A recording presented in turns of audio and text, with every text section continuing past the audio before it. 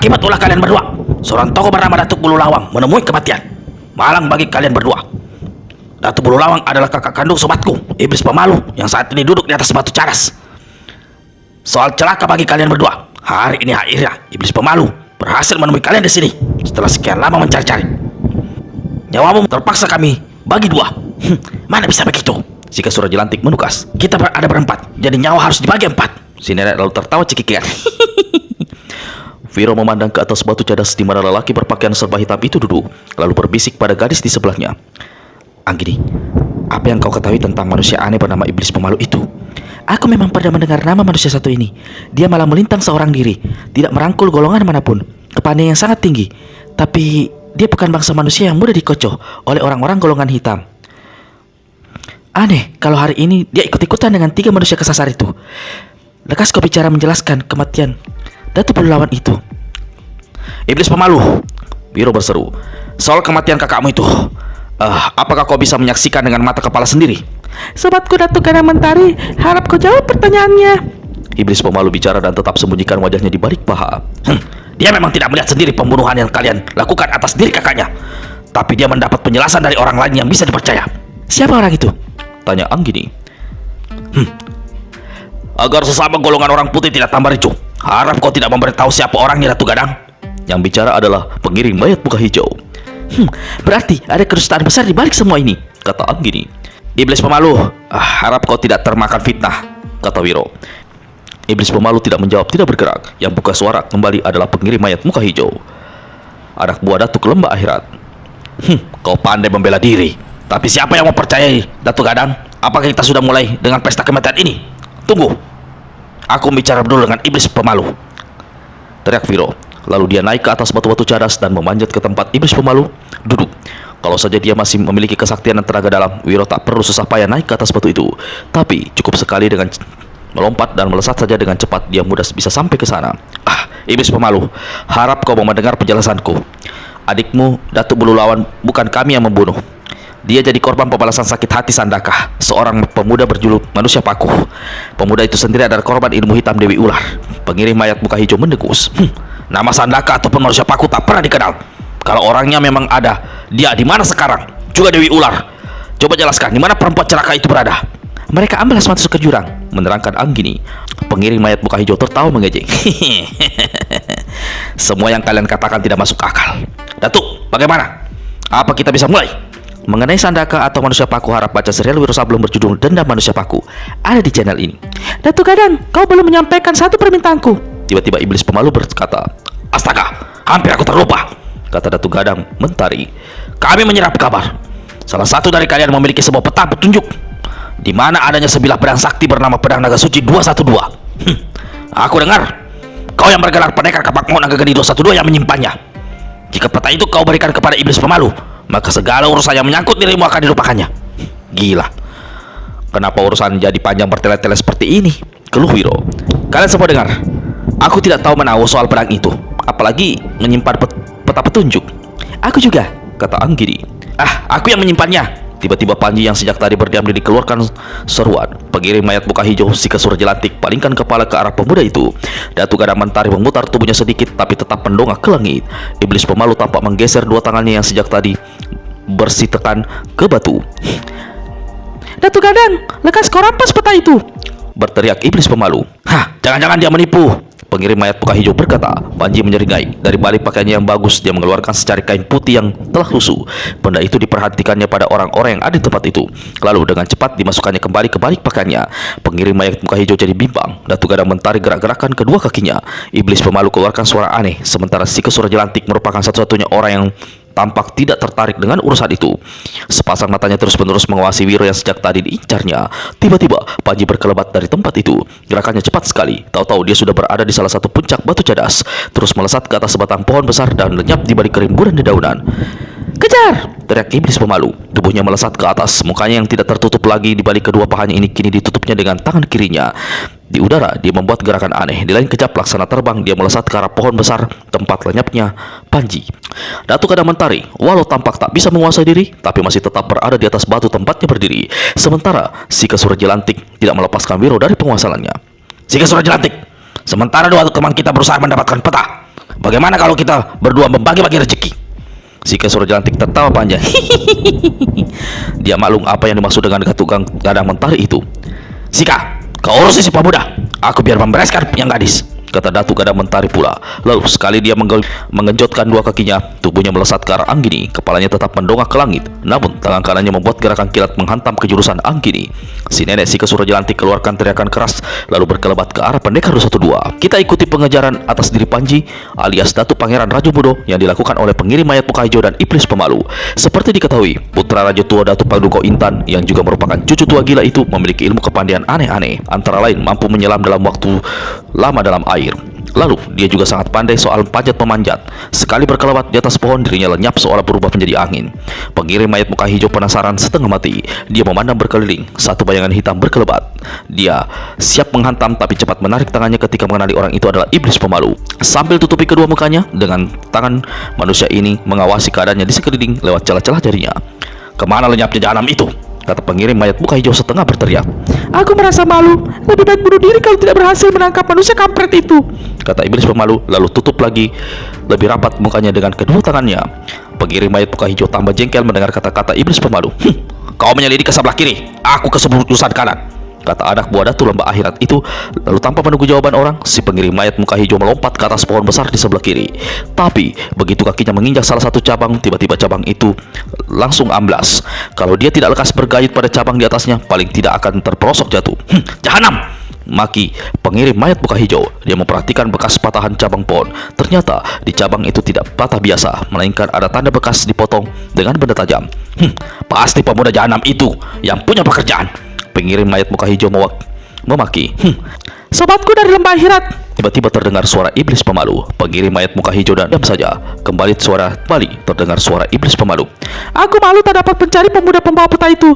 Mengapa kau tidak mengerahkan ilmu pukulan mayat? Sekali kau menebas semua pepohonan ini, akan musnah dan jahanam itu tak bisa lagi bersembunyi. Lekas kau lakukan. Sebentar lagi matahari akan terbenam dan tempat ini akan diselimuti kegelapan. Pengirim mayat muka hijau masih, dan namun dalam hatinya dia membenarkan kata-kata iblis pemalu. Maka dia segera kerahkan tenaga dalam ke tangan kanannya yang telapaknya berwarna hijau. Fuss! Pengirim mayat muka hijau menghantam pohon di atasnya. Selarik sinar hijau menderu. Cabang, ranting, dan daun-daun pohon di atas sana laksana dikobari api berwarna hijau. Dalam waktu sekejapan saja, pohon itu berubah menjadi bubuk berwarna hijau yang kemudian lenyap bertaburan tertiup angin. Di pohon yang kini menjadi gundul itu sama sekali tidak terlihat sosok pemuda yang dikejar. Penasaran, pengirim mayat muka hijau kembali menghantam pohon di samping kiri. Untuk kedua kalinya, pohon itu pun menerima nasib yang sama. Gundul laksana dimakan api, namun Panji tetap saja tidak kelihatan. Jahanam! Lagi-lagi pengirim mayat muka hijau menyumpah habis-habisan. Tiba-tiba seseorang melayang turun dari atas pohon dan tegak di samping pengirim mayat muka hijau, membuat orang ini terkejut dan kembali menyumpah pandang pendek. Yang datang ternyata adalah iblis pemalu. Sobatku pengirim mayat muka hijau, iblis pemalu berbisik. Aku sudah melihat pemuda itu. Dia bersembunyi di atas pohon sebelah kanan sana. Lekas kau menghantam kembali. Aku tak mau menyerangnya. Aku malu. Pengirim mayat muka hijau habis sabarnya. Dia membentak. Kalau malu menyerangnya, tapi tidak malu menginginkan peta itu, peta rahasia itu. Iblis pemalu menutupi wajahnya dengan kedua tangannya tambah rapat. Ucapanmu membuat diriku tambah malu, katanya tetap dengan suara berbisik. Ayo cepat kau menghantam pohon itu sebelum dia kabur dari sana. Sialan, bangsat ini memperalat diriku. Jangan harap kau bakal dapatkan peta itu, rutuk pengirim mayat muka hijau. Lalu tanpa berpaling pada si orang di sebelahnya, dia langsung menghantam ke pohon yang dikatakan. Untuk kesekian kalinya, sinar hijau menggebu. Kali ini lebih dahsyat karena pengirim mayat menghantam dengan penuh amarah serta mengerahkan tenaga dalam tinggi. Pohon besar di sebelah sana bukan saja hancur lebur di sebelah atas, tapi setengah dari batangnya akan ikut berubah menjadi arang berwarna hijau yang kemudian lebur ditiup angin. Mana dia? Katamu, bangsat itu ada di pohon itu. Kau lihat sendiri, dia tidak ada di sana. Teriak pengirim mayat muka hijau, marah sekali ketika dia sama sekali tidak melihat sosok Panji. Bagaimana nih? Tadi jelas aku melihat dia mendekat di atas sana. Aku jadi malu. Iblis pemalu memandang liar kian kemari di antara celah-celah jarinya. Tiba-tiba terdengar suara bergemeresek di belakang mereka. Iblis pemalu dan pengirim mayat hijau cepat berbalik. Sosok tubuh berkelebat di atas pohon kecil dan satu kaki menendang ke arah pengirim mayat muka hijau. Demikian cepat datangnya, tendangan itu membuat anak buah Datu Lembah Akhirat ini tidak dapat berkelit. Meskipun dia sempat menghindar, namun pengirim mayat muka hijau tidak diam begitu saja. Tangan kanannya dihantamkan ke arah penyerang. Satu tendangan menghantam dada pengirim mayat muka hijau dengan telak. Selarik sinar hijau berkiblat. Pengirim mayat muka hijau terpental dua tombak dan menyangsang jatuh di semak belukar. Dada kanannya serasa remuk. Memalukan. memalukan. Ah, kau tidak bisa berbuat apa-apa, sobatku. Tanya iblis pemalu dan mendatangi pengirim mayat muka hijau. Tangan kirinya masih ditutupkan ke mukanya. Tangan kanan diulurkan untuk menolong. Saat itu bukan saja rasa sakit yang diderita pengirim mayat muka hijau, tapi arah marahnya pun sudah menggelegak sampai ke ubun-ubun. Dengan kaki kirinya diterjangnya perut iblis pemalu hingga orang ini terjengkang tapi cepat bangkit kembali. Sambil menutup kedua tangannya di wajahnya, iblis pemalu berkata, Memalukan. Di antara sahabat terjadi salah paham. "Jahanam, kalau kau tidak lekas menyingkir dari hadapanku, akan kubuat jadi debus kau saat ini juga," teriak pengirim mayat muka hijau. Ah, memalukan, memalukan. Aku harus pergi. Iblis pemalu gelengkan kepalanya beberapa kali, lalu tanpa berkata apa-apa, dia berkelebat ke arah lenyapnya bayangan hijau yang tadi menyerang pengiring mayat muka hijau. Dengan susah payah, pengiring mayat muka hijau keluarkan tubuhnya dari semak belukar. Dada kanannya yang cedera terkena tendangan diusapnya berulang kali. Dia memandang ke jurusan lenyapnya iblis pemalu. Pemuda berbaju hijau itu tak bakal lari jauh. Aku yakin pukulan penghancur mayat yang aku lepaskan tadi mengenai tubuhnya walau tidak telak. Dengan cepat, dia mengarahkan tenaga dalam ke dada yang cedera. Lalu begitu selesai mengatur jalan nafas dan peredaran darah, dia segera menyadari satu hal. Aku harus mengejar mereka. Aku tak bisa membiarkan iblis pemalu mendapatkan peta petunjuk di mana adanya itu. Kalau sampai dia mendahului, pasti Datuk Lembah Akhirat akan menjatuhkan hukuman berat padaku. Memikir sampai di sini, pengirim mayat muka hijau segera berkelebat. Namun gerakannya tertahan karena tiba-tiba di tempat itu terdengar suara tawa membahana. Paras anak buah Datuk Lembah Akhirat yang berwarna hijau penuh benjolan seperti bisul itu tampak tegang. Suara tawa itu bukan suara tawa biasa. Kedua kakinya yang menginjak tanah dapat merasakan getaran hebat. Tanda siapapun adanya orang tertawa pasti memiliki ilmu kepandaian serta tenaga dalam luar biasa. Berfirasat bakal ada bahaya yang akan mengancam. Pengirim mayat muka hijau cepat menyelinap ke balik sebatang pohon besar sambil mengerahkan tenaga dalam di tangan kanannya, menyiapkan pukulan maut penghancur mayat. Pengirim mayat muka hijau jadi tegang sendiri karena setelah ditunggu agak lama, orang yang tertawa itu belum muncul juga. Padahal suara tawanya begitu keras, tanda orang yang tidak berada jauh di tempat dia bersembunyi. Suasana yang mendadak menjadi sunyi senyap membuat anak buah Datuk Lembah Akhirat itu mendadak menjadi salah tingkah. Dia tidak ingin segera keluar dari balik pohon, tapi khawatir orang akan membokongnya. Tidak keluar membuat ketegangan semakin bertumpuk. Si mayat muka hijau tergagau ketika tiba-tiba kembali suara tawa meledak. Kali ini datangnya justru di atas pohon di bawah mana dia berlindung. Bendoa angkasa terkejutlah dia. Seumur umur baru sekali ini dia melihat pemandangan yang demikian luar biasa. Dia sempat menggosok mata berulang kali untuk memastikan bahwa dia tidak salah melihat atau tengah bermimpi. Kainan apa ini? Sudah terbalik ke dunia ini hingga ada pemandangan aneh begini rupa. Di atas pohon besar, di salah satu cabang, dia melihat seekor keledai pendek kurus dengan telinga bergerak-gerak, mata berkedip-kedip dan ekor bergoyang-goyang kian kemari. Di atas punggung keledai kurus kering itu duduk seorang kakek gemuk luar biasa. Rambutnya digulung di atas kepala, pakaiannya tak terkancing dan kesempitan hingga dada dan perutnya gembrot berlemak tersembul. Pengirim mayat muka hijau perhatikan wajah orang di atas pohon itu, tua dan memiliki sepasang alit yang sangat sempit. Benar-benar edan, kata pengirim mayat dalam hati. Keledai bisa berada di atas pohon. Tak masuk akal. Lalu si gendut yang duduk di atasnya. Meski binatang itu kurus, tapi cabang pohon tidak mungkin menahan bobot tubuhnya. Apalagi ditambah dengan berak orang tua bertubuh gemuk itu. Tapi cabang tidak patah, bergoyang atau meliuk pun tidak. Siapa adanya makhluk aneh ini? Tengkuk pengirim mayat muka hijau mendadak menjadi dingin. Dia tidak bisa menduga pasti, namun terus memutar otak mengingat-ingat. Tiba-tiba si gemuk di atas pohon keluarkan suara bersuit, lalu tertawa bergelak. Ranting-ranting pohon bergemertak, daun-daun bergemisik, bahkan ada yang berguguran. Dasar keledai pandir tolol, bodoh. Hendak kau bawa ke mana aku ini? Jalan ke sorga bukan di sini. Ayo lekas turun, jangan membuat aku gamang. Bisa-bisa aku ngompol di celana. Ayo turun. Si gemuk tepuk-tepuk pantat keledainya. Binatang ini mengeluarkan suara melengkuh, lalu menggerakkan tubuh sebelah belakangnya ke atas beberapa kali. Si gemuk di atas punggung keledai bergoncang-goncang, dada dan perutnya yang gembrot bergoyang-goyang. Keledai dungu, apa yang kau lakukan ini? Aku bilang jangan membuat diriku jadi gambang. Nah, apa kataku? Lihat apa yang terjadi. Rasakan, habis aku kencingi. Di atas pohon pengirim mayat muka hijau sentak kaget ketika ada air jatuh membasahi muka dan dadanya. Ketika mencium bau air dan menyadari apa adanya yang barusan membasahi muka serta pakaiannya, menyumpahlah dia habis-habisan. Sementara itu, di atas pohon kakek gemuk kembali tertawa keras. Dia tepuk pantat keledai seraya berkata mengancam, keledai goblok, lekas turun ke tanah. Kalau kau masih membandel, aku akan tetap tutup lubang anusmu. Jangan harap kau bisa buang hajat selama 1 minggu. Entah mengerti ucapan si gemuk, entah bagaimana, nyatanya keledai itu turun melengguh tinggi dan berputar-putar ekornya. Lalu perlahan-lahan selangkah demi selangkah dia meniti ke cabang pohon.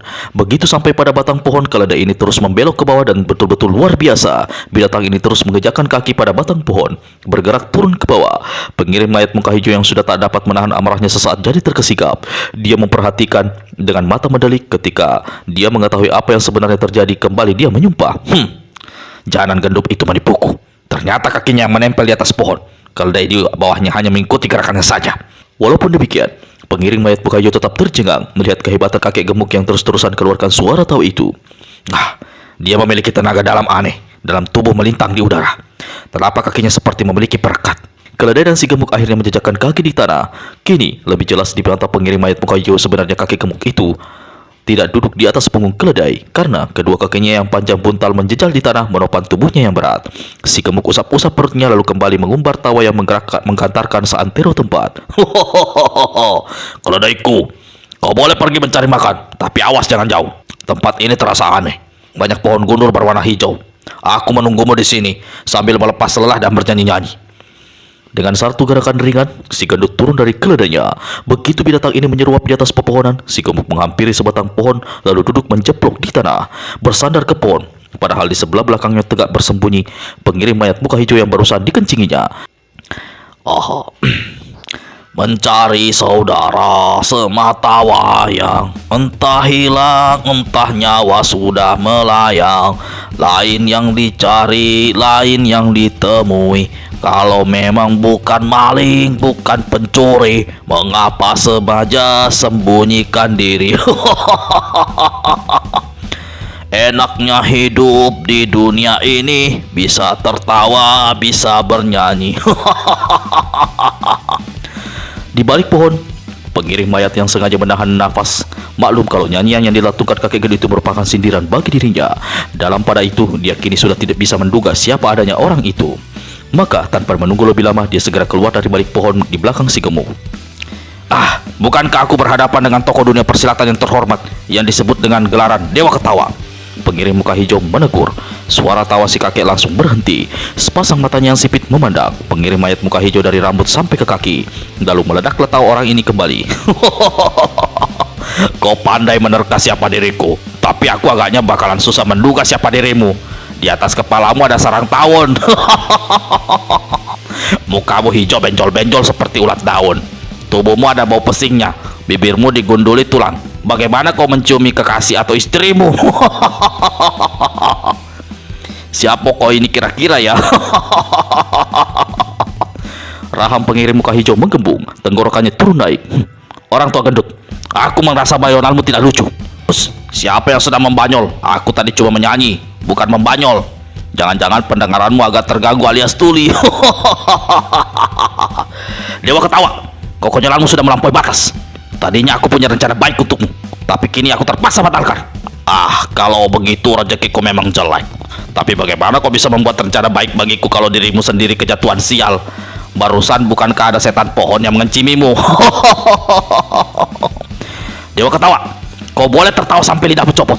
Jangan kaget kalau aku beritahu bahwa kamu si Dewa Sedih ada di bawah kekuasaan kami orang-orang lembah akhirat. Apa? Astaga, kenapa telingaku tiba-tiba menjadi budak? Si gendut Dewa Ketawa betok-ketok bagian kepala dekat telinga kiri kanan. Coba kau ulangi ucapanmu tadi. Aku kurang memperhatikan, kurang mendengar. Kau bilang kakakku mau kawin. Coba ulangi lagi ucapanmu. Kakakmu si Dewa Sedih berada di bawah kekuasaan kami, orang-orang lembah akhirat. Tak ada jalan kembali baginya ke dunia luar. Seumur umur dia akan menjadi budak datuk lembah akhirat. Dan jangan menyesal kalau dirimu pun akan segera menerima giliran. Kalau hendak diajak jalan-jalan ke akhirat, aku pun suka. Belum pernah aku pergi ke sana. Kapan kita berangkat? Sekarang. Dewa Ketawa bergerak bangkit. Namun saat itu juga pengirim mayat muka hijau menendang kakinya hingga si gendut itu jatuh terduduk kembali di bawah pohon. Hei, barusan kau bilang hendak mengajak aku jalan-jalan ke akhirat. Mengapa sekarang kau menyimprung kakiku? Tanya Dewa Ketawa terheran-heran sambil menahan tawa. Tadi kakimu, sekarang mulut besarmu, bentak pengirim mayat muka hijau. Lalu tangan kanannya melesat ke depan. Buk! Kepala Dewa Ketawa membentur sebatang pohon di belakangnya ketika jotosan tangan kanan pengirim mayat muka hijau mendarat di mulutnya. Bibirnya pecah, darah mengucur. Tapi si gendut ini masih bisa tertawa sambil seka darah di mulutnya. Kau baik hati sekali hanya memecahkan bibirku, tidak merontokkan gigiku. Untung, karena dalam mulutku, gigiku hanya tinggal 2. Berapa nyawa yang ada dalam tubuhmu gendut keparat? Tanya pengirim mayat muka hijau. Walau nada bertanyamu mulai kasar, tapi ada juga. Kampret cuma punya 1 nyawa. Burung hantu alias kokok beluk juga punya 1 nyawa. Ular keket yang tampaknya sepertimu juga punya 1 nyawa. Keledai di butut tungganganku juga punya 1 nyawa. Lalu apa menurutmu aku bisa punya 2 nyawa? Yang 1 aku pinjam darimu. Untungmu kamu hijau. Kalau tidak pasti sudah merah dadu saat ini. Gendut edan, kau akan menyesal sampai ke liang kubur. Nyawamu yang cuma 1 itu terpaksa harus kau serahkan padaku saat ini juga. Saat itu, diam-diam pengirim mayat muka hijau telah kerahkan tenaga dalam tangan kanannya untuk mengeluarkan pukulan sakti penghancur mayat. Selagi Dewa Ketawa masih asyik tertawa, tiba-tiba dia hantamkan tangannya ke depan. Belum lagi sinar hijau mematikan membersit keluar dari tangan pengirim mayat muka hijau. Tiba-tiba, tangan kanan anak buah Datuk Lembah Akhirat ini telah masuk dalam cengkraman tangan kanan Dewa Ketawa. Pengirim mayat muka hijau kaget luar biasa. Dengan cepat dia menarik tangannya. Namun bagaimanapun dia mengerahkan tenaga sampai keluar keringat dingin, dia tidak mampu melepaskan tangan kanan di cengkraman si gemuk itu. Dewa Ketawa tertawa mengekeh. Apa ceritamu tentang nyawa sudah selesai? Dewa Ketawa mengejek.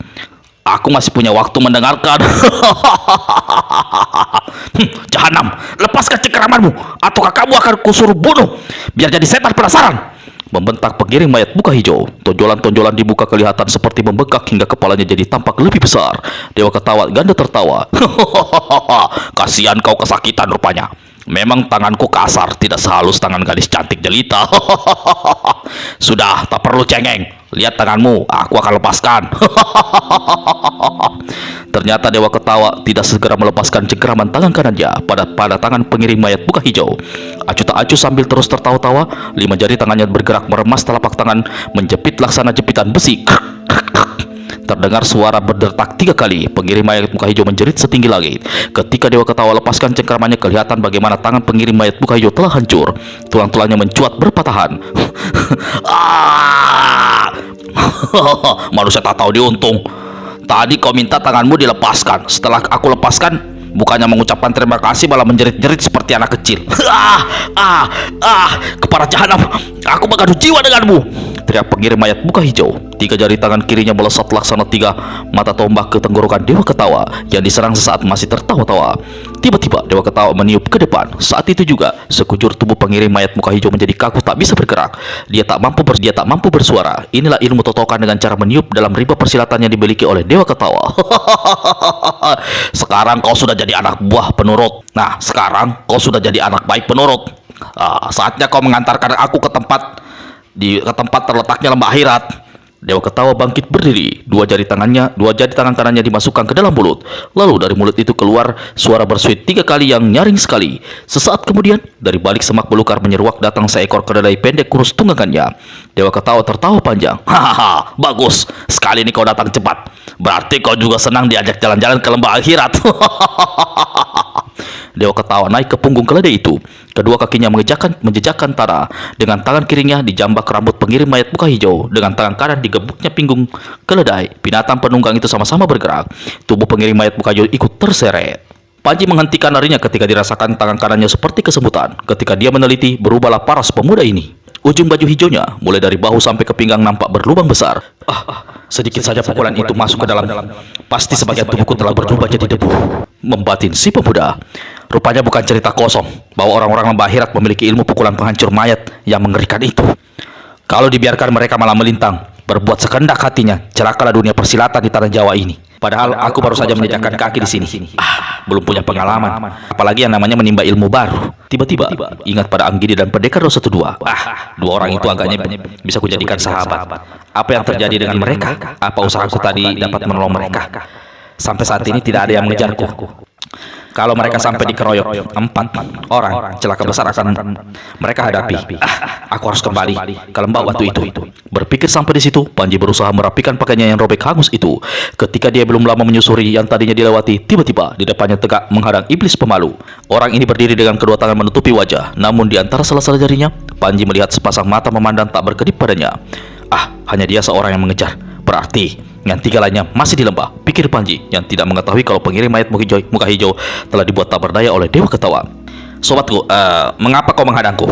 Menegur Panji dengan nada bersahabat. Aku bukan sobatmu. Aku malu jadi sobatmu. Lekas serahkan padaku peta itu.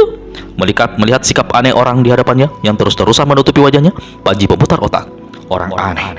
Kalau diikuti segala perbuatannya bisa dijadikan sahabat. Tapi kalau melesat bisa membawa kematian. Orang ini jelas memiliki ilmu kepandaian yang bisa membawa bencana bagiku. Aku harus berani ambil keputusan. Maka Panji lantas meniru perbuatan iblis pemalu. Dengan kedua tangannya dia menutupi mukanya. Aku jadi malu. Kau tidak mau menerima persahabatanku? Daripada malu lebih baik aku pergi saja. Panji lalu memutar diri dan melangkah pergi. Tunggu! Jangan pergi! Tiba-tiba iblis pemalu berteriak dan sekali berkelebat dia telah berada di hadapan Panji. Kalau kau tidak menyerahkan peta itu, aku tidak akan menjadi sahabatmu. Malah aku akan membunuhmu saat ini juga. Celaka. Bagaimana aku harus menjawab? Keluh Panji. Mengapa tak menjawab? Apa merasa malu? Bentak iblis pemalu. Iya. Aku merasa malu. Yang aku perhatikan di lembah itu sebenarnya bukan peta, tapi sehelai potongan kain butut. Aku tidak percaya. Jangan membuat aku malu karena tertipu. Keluarkan kain itu. Perlihatkan padaku. Bentak iblis pemalu. Aku benar-benar malu, ujar Panji. Tangan kirinya diselipkan ke balik pakaian. Ketika dikeluarkan, tampak dia memegang sehelai kain putih yang sudah kusut dan dekil. Kain itu diulurkannya pada iblis pemalu. Aku malu memanggangnya. Kembangkan di tanah. Perintah iblis pemalu. Panji membungkuk potongan kain itu lalu dikembangkannya di tanah. Di atas kain itu memang tidak ada tulisan ataupun peta seperti yang dikatakan Panji. Balikan kainnya, kata iblis pemalu pula. Kembali Panji mengikuti apa yang diperintahkan. Kain putih dibalikan dan dikembangkan. Pada bagian ini pun tidak ada apa-apanya. Sayang, matahari hampir tenggelam. Aku tak bisa mengembangkan kain itu ke arah matahari. Siapa tahu peta itu tersembunyi di dalamnya dan hanya bisa dilihat kalau dikembangkan di bawah penerangan tembus sinar surya. Sobatku, kau cerdas sekali, memuji Panji. Jangan membuat aku malu dengan pujian, hardik iblis pemalu. Harap maafkan aku, tapi terus terang sebenarnya aku merasa malu karena menipumu. Apa maksudmu? Jangan-jangan kau menyembunyikan peta yang sebenarnya. Aku tidak menyembunyikan apa-apa lagi. Aku sengaja menipu kalian hanya karena ingin menolong dua sahabatku. Yang sekarang mungkin masih ada di lembah, dikeroyok oleh 3 orang kawan-kawanmu itu. Aku datang ke sana bukan untuk mengeroyok. Mengeroyok adalah perbuatan memalukan. Tunggu, jangan mengalihkan pembicaraan. Kau belum menerangkan tuntas apa maksudmu sengaja menipu. Sekali melihat saja aku sudah tahu bahwa kau dan teman-temanmu adalah orang-orang persilatan berkepandaian tinggi. Aku dan 2 kawanku tak mungkin bisa menang menghadapi kalian.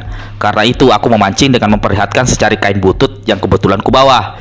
Lalu kukatakan saja kain itu adalah peta petunjuk di mana beradanya pedang naga suci 212. Habis berkata begitu, aku lalu melarikan diri dengan harapan agar kalian mengejar.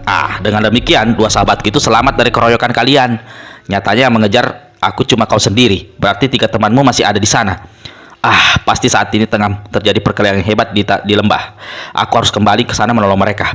Jangan kau berani pergi dari sini, bentak iblis pemalu. 2 matanya berputar-putar memandangi Panji. Lalu dari mulutnya terdengar suara tawa cekikikan. Manusia aneh. Apa pula yang ditertawakannya? Pikir Panji. Sobatku, kalau kau tetap menghadang, berarti kau melakukan perbuatan memalukan. Kau membantu 3 orang itu mencelakai 2 temanku. Jangan bicara seenak perutmu. Yang mengejarmu bukan aku sendirian, tapi manusia bermuka hijau juga ikut mengejar. Hanya aku tidak tahu sampai di mana saat ini dia tidak muncul. Kalau kau ingin dipermalukan, apa kau mau memberi jalan agar aku bisa kembali ke lembah batu? Tanya Panji pula. Berarti aku juga harus segera ikut ke sana guna membantu 3 temanmu itu.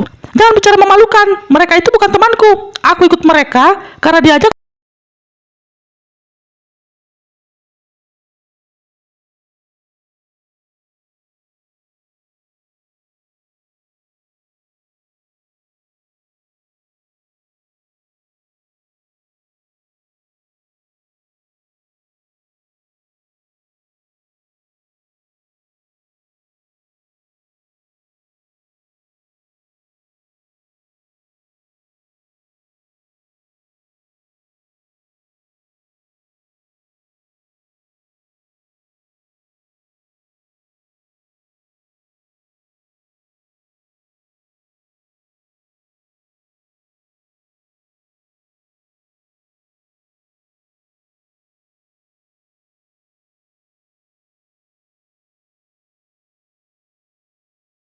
Kau teruskan perjalananmu. Aku akan kembali ke lembah batu untuk menolong dua sahabat gitu.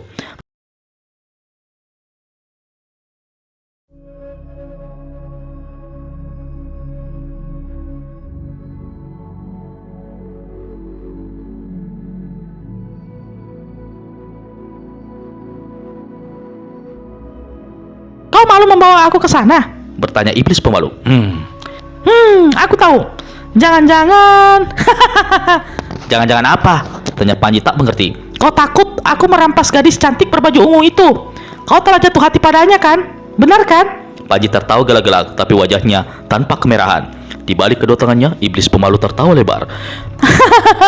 Wajahmu merah, pasti dugaanku betul.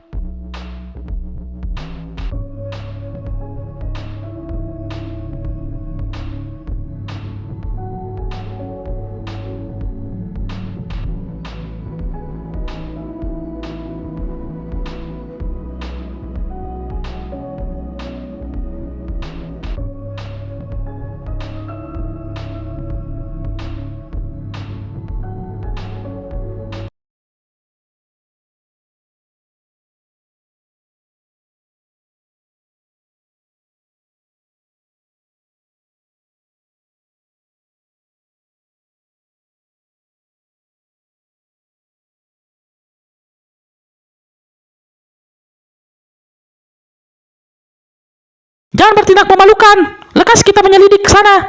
Iblis pemalu berkelebat ke arah batu besar di ujung kanan lembah, lalu terdengar suaranya berseru. Sobatku Panji, lekas kemari.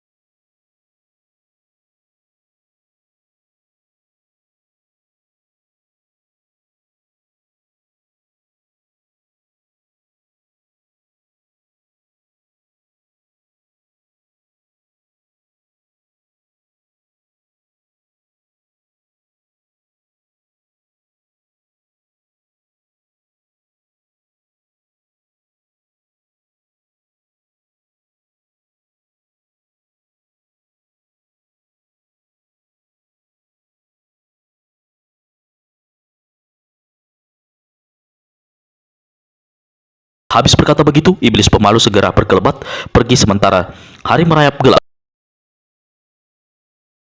Sepeninggalnya Panji, iblis pemalu dan pengiring muka hijau seperti dituturkan sebelumnya memburu Datuk Mangkuto Kamang adalah sultan alam Rajo di bumi. Namun,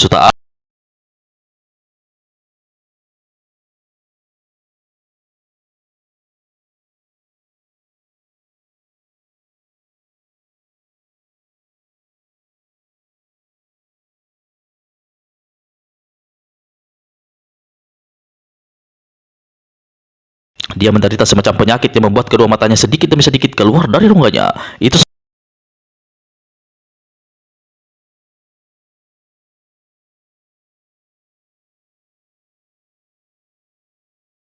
Namun, di kawasan timur Pulau Andalas, orang tua ini tetap dikenal sebagai salah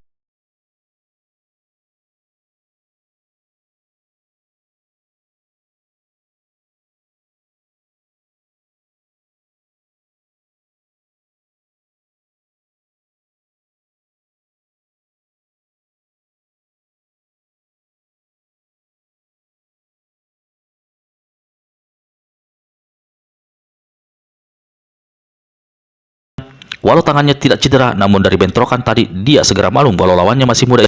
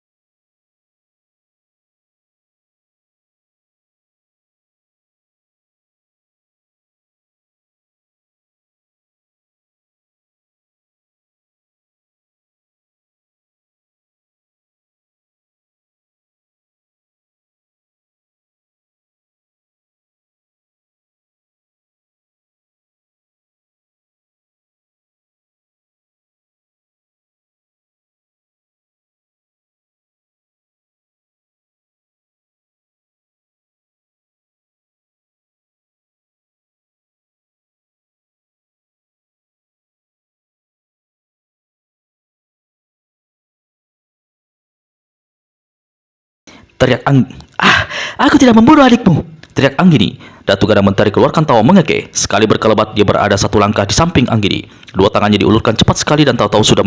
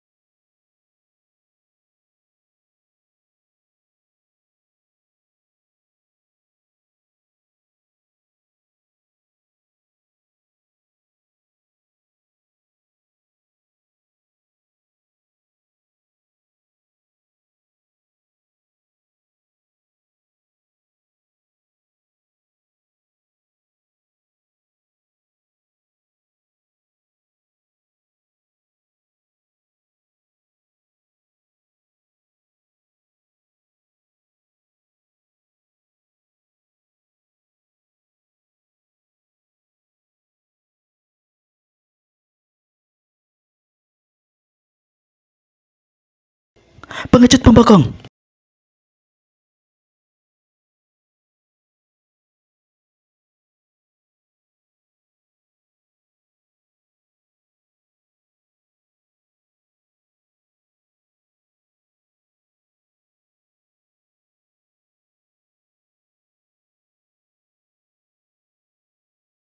Apa yang terjadi dengan Wiro?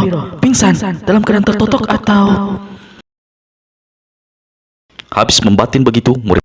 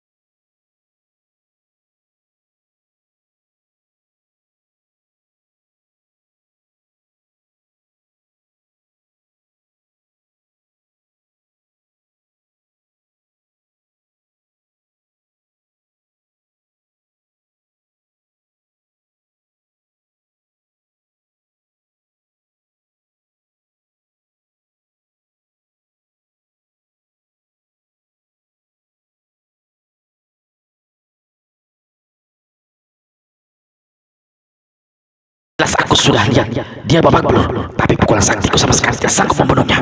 Aku harus menyelidiki. Aku harus mendapatkan ilmu yang dimilikinya itu. Kalau muridnya punya ilmu saya pasti, jangan-jangan Togeda juga membekal ilmu yang sama. Heran, bagaimana dalam waktu singkat pemuda tolol ini bisa sehebat ini?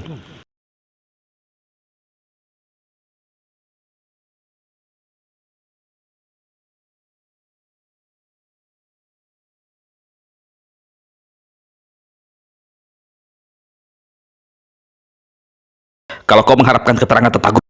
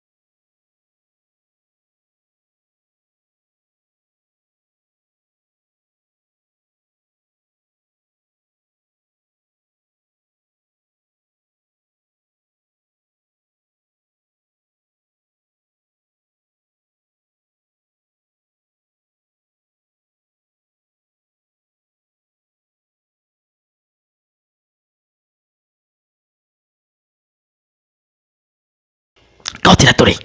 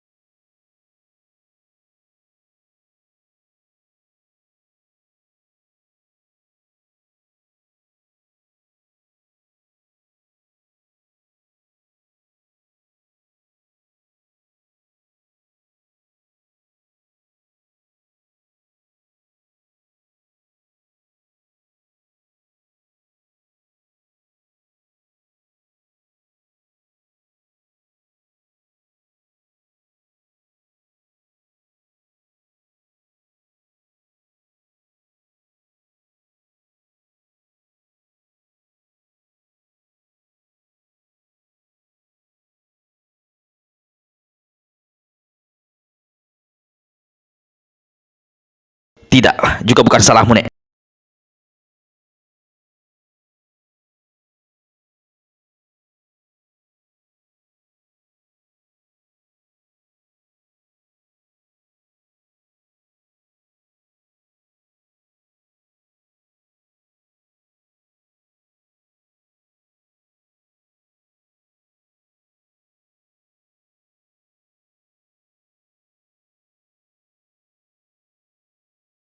Nek, aku jauh lebih muda darimu. Katakanlah, aku hijau dalam pengalaman. Tapi aku percaya pada satu ujar-ujar yang berkata begini. Kita baru menyadari betapa beratnya seseorang bagi kita.